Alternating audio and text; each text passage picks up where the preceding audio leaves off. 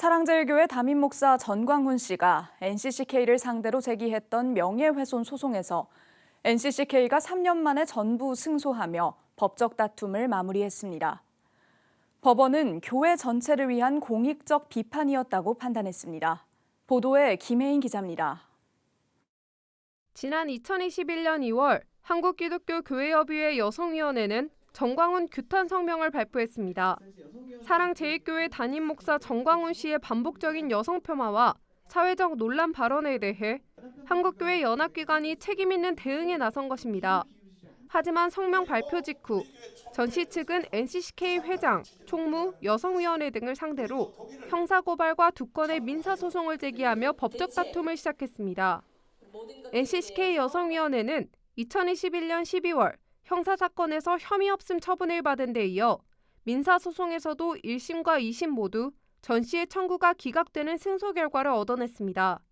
원고인 전 씨 측은 소속 교단에서 이미 목사 면직, 제명이 됐음에도 스스로 같은 이름의 교단을 만들어 목사로 행세하고 있다는 성명서의 일부 내용을 허위 사실에 의한 명예훼손이라고 주장했습니다.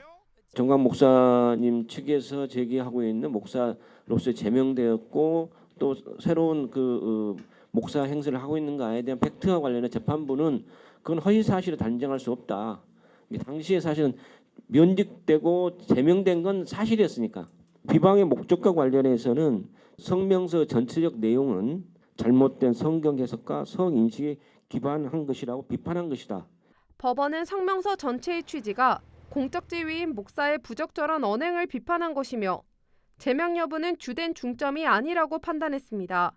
특히 재판부는 판결문에 전광훈의 발언에 대한 비판이 공공의 이해에 관한 성격을 가질 뿐 아니라 기독교 전체에 부정적인 시각을 갖게 할 수 있다는 점에서 그에 대한 비판으로 얻을 수 있는 이익이 크다고 명확히 적시하며 교회 연합기관의 공익적 비판 활동에 힘을 실어줬습니다. 빛과 소금이어야 될 교회가 그리고 목사님들이 사회적으로 지탄을 받는 그런 발언을 통해서 일정하게 교회가 갖는 사회적인 이치를 오히려 좀 침해하는 게 아닌가 이런 거에 대한 문제의식에서 비롯됐다고 생각합니다. NCCK 여성위원회는 이번 소송이 교회와 목사가 사회에서 어떠한 역할을 해야 하는가에 대한 근본적인 성찰의 계기가 되기를 바란다고 밝혔습니다. 특히 전 씨 측이 소송 과정에서 여성위원회 명단 등을 집요하게 요구한 데 대해 당시 여성위원장이었던 최소영 목사는 활동 위축을 위한 의도된 공격이었다고 비판했습니다.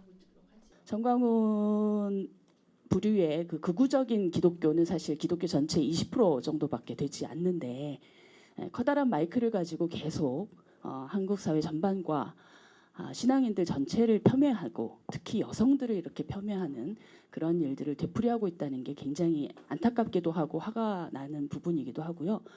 전광훈 규탄 성명을 둘러싼 3년간의 법적 공방은 교회의 공적 책임과 목사의 언행에 대한 비판이 정당한 공익적 가치임을 확인하며 마무리됐습니다. 구티비 뉴스 김혜인입니다.